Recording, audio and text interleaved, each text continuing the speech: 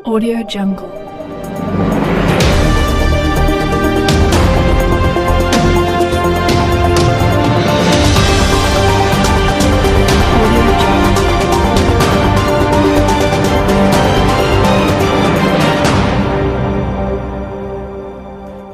देखो,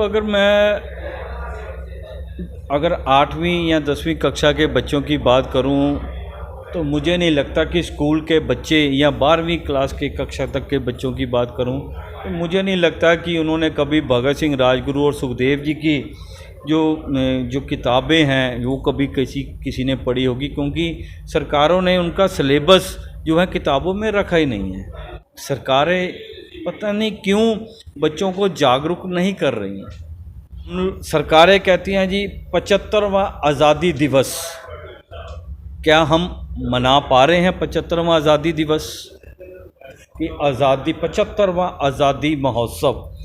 क्या महोत्सव इसीलिए मनाया जा रहा है कि हम भगत सिंह, राजगुरु, सुखदेव जी की जो शहादत है उसको दरकिनार कर दिया जाए? इनको शहीद का दर्जा ना देकर सरकारें इनके ऊपर राजनीतिक रोटियां सेक रही कि मैं दोष बीजेपी सरकार को नहीं देना चाहता। बीजेपी सरकार तो अभी 10-15 साल से आई हैं। जो इनकी पहले वाली सरकारें थी उन्होंने भगत सिंह, राजगुरु, सुखदेव जी के बारे में क्या कर लिया? 545 के करीब मेंबर पार्लियामेंट हैं कि कितने शहीदों की सोच को लेकर विधानसभा में एक सेशन बिठाया हो कि आज हम सिर्फ शहीदों के ऊपर एक सत्र बिठाएंगे और उनके ऊपर बात करेंगे या स्वतंत्रता सेनानियों के ऊपर बात करेंगे।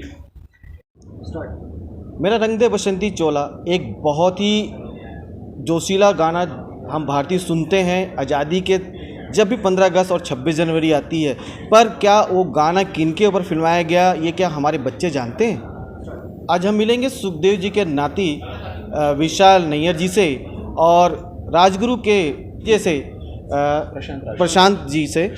प्रशांत राजपूत से, और उनसे जानेंगे क्या भारत में उनके प्रेम जो सम्मान मिलना चाहिए क्या उन्हें मिलता है। बहुत बहुत स्वागत है सर आप दोनों का। सर हम जानना चाहेंगे कि आज की पीढ़ी क्या उन शहीदों को वैसा सम्मान देती है या उन्हें जानती है? देखो, अगर 8वीं या 10वीं कक्षा के बच्चों की बात करूं तो मुझे नहीं लगता कि स्कूल के बच्चे या 12वीं क्लास के कक्षा तक के बच्चों की बात करूं तो मुझे नहीं लगता कि उन्होंने कभी भगत सिंह, राजगुरु और सुखदेव जी की जो किताबें हैं वो कभी किसी ने पढ़ी होगी, क्योंकि सरकारों ने उनका सिलेबस जो है किताबों में रखा ही नहीं है। जो पहले के लोग थे तब तो पहले स्कूलों में पढ़ाया जाता था। मैंने खुद जब छोटा था, आप भी छोटे थे, तब लोगों को, बच्चों को स्कूल में पढ़ाया जाता था।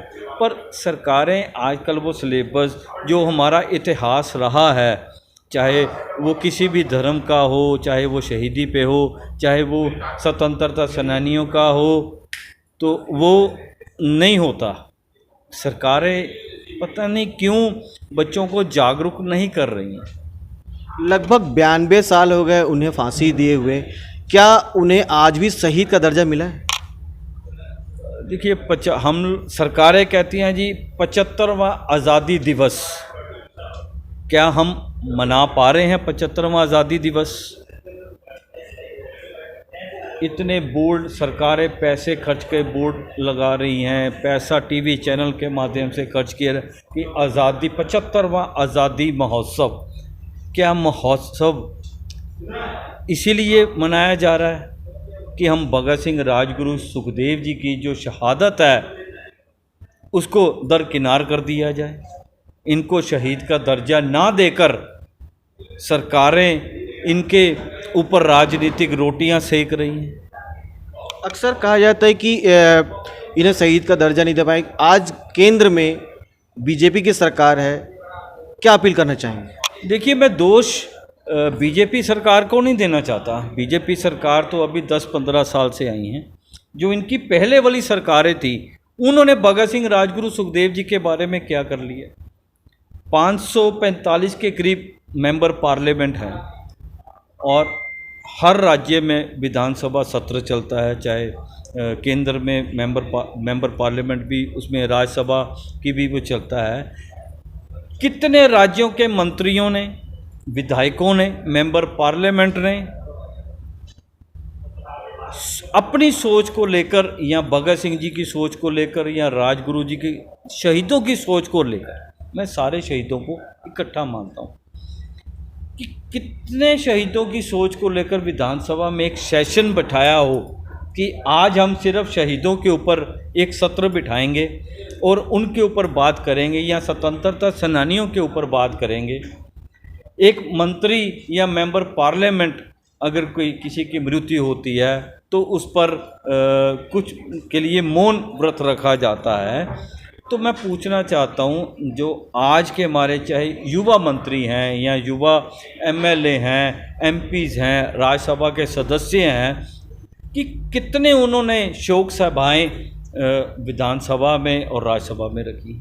मतलब कहने का मतलब ये कि सिर्फ शहीदों के नाम से राजनीति होती है, उन्हें सही दर्जा नहीं मिलता है। देखिए, राजनीति नहीं, राजनीतिक रोटियां सेकी जाती हैं। शहीद हमारे देश की धरोहर हैं, उनकी साम संभाल करना सरकार का दायित्व है। हमारे बुजुर्गों ने तो देश को आज़ाद करा दिया, पर आगे उनकी साम संभाल और उनकी विचारधारा, उनकी सोच युवाओं को, मंत्रियों को, चाहे वो मुख्यमंत्री हो, नगर पालिका का चाहे कोई भी अधिकारी हो, सबको उनकी सोच के ऊपर पहरा देने की आज ज़रूरत है। जब आप स्कूलों में जाते हैं, कॉलेजेस में जाते हैं, तो क्या रिस्पॉन्ड मिलता है आपको, क्या जानकारी मिलती है कि 3 जो हमारे शहीद थे, राजगुरु, भगत सिंह और सुखदेव जी, क्या उनके बारे में आज की बच्चे जानते हैं? बिल्कुल नहीं जी, मैं बिल्कुल आपके चैनल के माध्यम से सरकारों तक पहुंचाना चाहता हूं कि मैं हर एक राज्य में जाता हूं। कभी भी अगर कोई शहीद जी का प्रोग्राम होता है या जन्म दिवस मनाया जाता है, मैं कई बार जो सामाजिक कार्यकर्ता हैं जो प्रोग्राम कराते हैं, उनको निवेदन करता हूं कि मैं स्कूल में जाना चाहता हूं, बच्चों से मिलना चाहता हूं कि बच्चों को पता चल सके। उन्होंने तो कभी हमारी शक्लें तक नहीं देखी होंगी, क्योंकि उन्होंने भगत सिंह जी के बारे में कभी पढ़ा नहीं। मैं उनको बताना चाहता हूँ, क्योंकि आप अगर चाहें तो आपके माध्यम से अगर किसी यहाँ भिलाई में, अगर स्कूल में, कॉलेज में, अगर आपके माध्यम से मुझे जाने का मौका मिलेगा तो आपके सामने आप खुद देखेंगे कि चाहे स्कूल की प्रिंसिपल है, चाहे वो टीचर है, चाहे वो गवर्नमेंट स्कूल की है, चाहे वो प्राइवेट स्कूल की है, तो किसी को भगत सिंह, राजगुरु, सुखदेव जी के ना तो जन्म दिवस पता होगा, ना किसी को शहादत दिवस पता होगा, और ना ये पता होगा कि उनकी कुर्बानियाँ कैसे उन्होंने हमारे देश को आज़ाद कराया, वो कहाँ रहते थे, कैसी उनकी विचारधारा थी, कौन से स्कूल में पढ़े, कैसे क्रांति लाई, कैसे कॉलेज में गए, उनको कुछ नहीं मालूम होगा। कहीं न कहीं राजनीति पार्टियां अलग अलग महापुरुषों को लेकर के बटी हुई है। क्या लगता है कि ये 3 जो शहीद थे, इनको लेकर उनकी विचारधाराएं कैसी? देखिए, राजनीतिक पार्टियां, मैं फिर कह रहा हूं कि राजनीतिक पार्टियां सिर्फ राजनीति रोटियां सेक रही हैं। वो शहीदों को सिर्फ यूज़ करती हैं उनके जन्म दिवस पर, उनकी शहादत दिवस पर। साल के 365 दिन में 2 दिन, एक दिन जन्म दिवस का, एक दिन शहादत दिवस का, 363 दिन सरकारें क्यों भूल जाती हैं भगत सिंह, राजगुरु, सुखदेव जी को? अब हम मिलते हैं राजगुरु के नाती से प्रशांत जी से। प्रशांत जी, बहुत बहुत आपका स्वागत है। नमस्ते, धन्यवाद। प्रशांत जी, एक बहुत बड़ी विडंबना है, लगभग 75 साल हमारी आज़ादी को हो गए और लगभग हमारे जो 3 महापुरुष थे उनको लगभग 92 साल, लगभग सन 1931 में उनको फांसी दी गई थी। क्या लगता है, इस पर क्या कहना चाहिए? देखिए, मैं हमेशा कहता हूँ कि कृतज्ञता ये आपके संस्कार का भाग है। इन तीनों ने जो कुछ भी किया भारत के लिए, भारतीय के लिए किया। उन्होंने करते वक्त कौन सा भी रिलीजन, कास्ट, कम्युनिटी देखा नहीं। मुझे लगता है कि जो आपका प्रश्न था कि इनके बारे में दुर्लक्ष्य क्यों हुआ, मुझे अभी लगता है कि इन तीनों को अभी अलग अलग तो बांटा नहीं है, लेकिन उनके विचारों को बांटा है। मेरे ख्याल से पहले जो सरकारें थी वो गांधी, नेहरू, जहां हिंसक और अहिंसक इन दोनों में बढ़ गई थी। तो भगत सिंह जी, सुखदेव जी, राजगुरु जी जिस विचारधारा को चला रहे थे वो उन्होंने बाजू रखा। शायद वो उनके सहकार्य में या योगदान के लिए ठीक नहीं होगा, शायद इसलिए उन्होंने उसको दबा के रखा, इसलिए ये हम नज़रअंदाज हो गए इतने सालों में। लगभग उस समय की दौर की बात है जब हमारे पास दो ऐसे बैरिस्टर थे जिसमें महात्मा गांधी थे, डॉक्टर भीमराव अंबेडकर जी थे। तो क्या लगता है कि उनको उनका केस लड़ना चाहिए था? देखिए, ये इतिहास के पन्ने जो है वो सच कहते हैं। मैं अगर कहूँ तो आप संदिग्ध होंगे, लेकिन अगर कोई बाहर वाला कहे, अगर कोई अमेरिकन अंग्रेज़ कहे तो आप मान लेंगे।